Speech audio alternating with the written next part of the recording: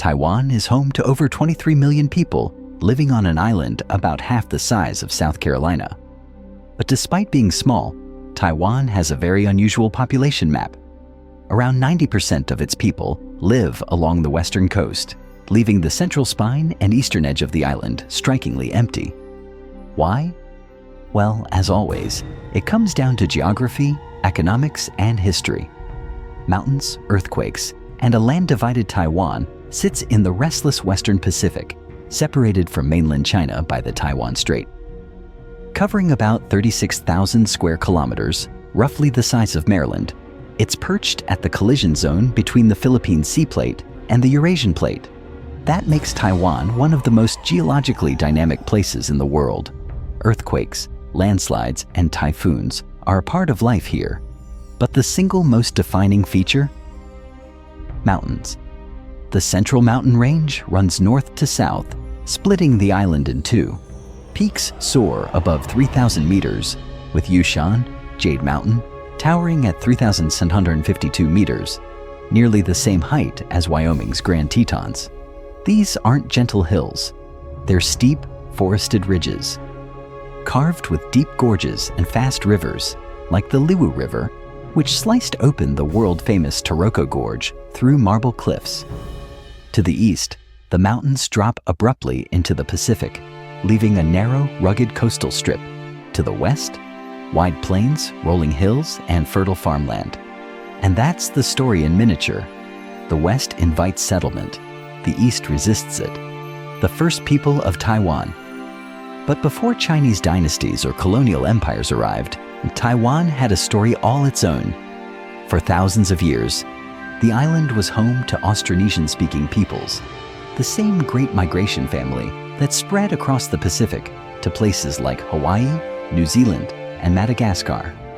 These indigenous groups thrived in coastal and mountain villages, cultivating millet, fishing the seas, and trading across the region. Even today, they make up only about 2% of Taiwan's population, roughly 600,000 people. But their cultural influence is far bigger.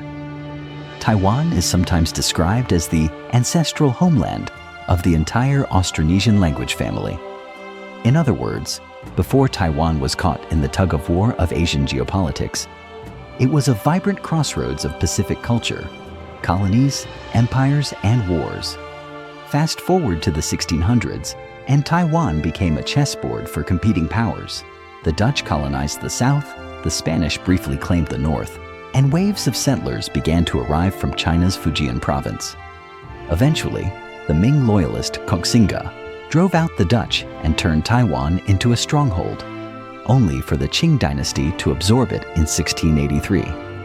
For 2 centuries, Taiwan was part of the Qing Empire, but as a peripheral province, it was largely neglected.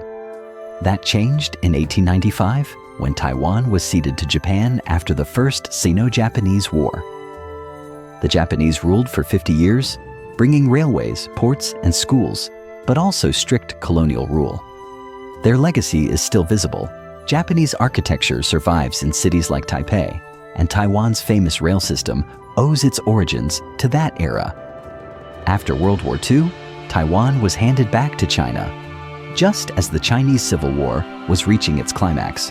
By 1949, the nationalist government under Chiang Kai-shek retreated to Taiwan after losing to Mao's communists on the mainland. Suddenly, this island, long a backwater, became the last stronghold of the Republic of China, hosting millions of refugees and much of China's cultural treasures. From then on, Taiwan's story was no longer just local geography. It was the front line of global politics. Taiwan's transformation. Despite being cut off diplomatically, most countries shifted recognition to Beijing in the 1970s. Taiwan thrived economically. By the late 20th century, it had transformed from a rural island into one of the Asian tigers, an export powerhouse known for semiconductors, high-tech industry, and global trade. And all of that happened overwhelmingly on the West Coast. Why? Let's break it down. Why the West is full and the East is empty. 1. Topography. The mountains make building in the east extremely difficult. Flat land is scarce, roads and railways must tunnel through cliffs or cling to the shoreline, and much of the interior is locked away as protected forests or national parks. By contrast, the west coast is a broad plain, perfect for farming, building cities, and laying down infrastructure like the high-speed rail, which zooms up and down the island at 300 km/h. 2. Natural disasters. Eastern Taiwan takes the brunt of the island's disasters. The Qishan Fault regularly produces major earthquakes, including the deadly 7.4 quake of 2024 that devastated Hualien. Add to that the Pacific Typhoon Corridor, which funnels powerful storms straight into the east coast. In 2024 alone, 3 major typhoons battered the region. Meanwhile, the west still shakes, but generally suffers less damage. 3. Trade and economics. Taiwan's economy is built on trade, and the west coast faces the Taiwan Strait, a gateway to mainland China and the global market. Ports like Kaohsiung, Taichung, and Keelung handle almost all of Taiwan's exports. The east coast, by contrast, stares out at the vast Pacific with few natural harbors. Historically, it was simply too remote and too rough to be useful for large-scale trade.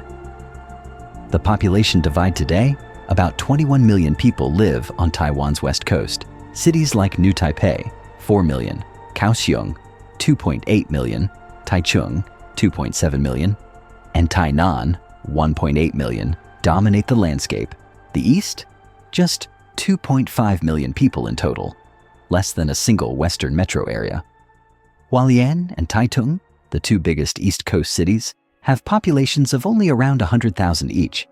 It's a stark imbalance, the same island, 2 completely different worlds. Beauty in the empty side. But here's the twist.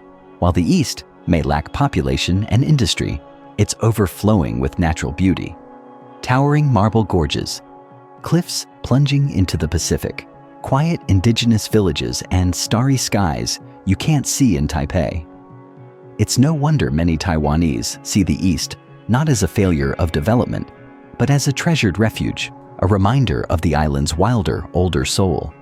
So if you ever find yourself in Taiwan, don't just rush through Taipei or Kaohsiung. Take the train, hug the cliffs, and breathe in the Pacific air. Taiwan's empty east is where the island shows its heart. So there you have it. Taiwan's west is where the people live, but the east is where the land speaks loudest, shaped by mountains, storms, and centuries of history. If you enjoyed this dive into Taiwan's geography, make sure to check out my other stories, like Colombia's empty west coast or the strange geopolitics of Point Roberts, Washington. Thanks for watching. And next time, maybe I'll see you on Taiwan's wild Pacific shore.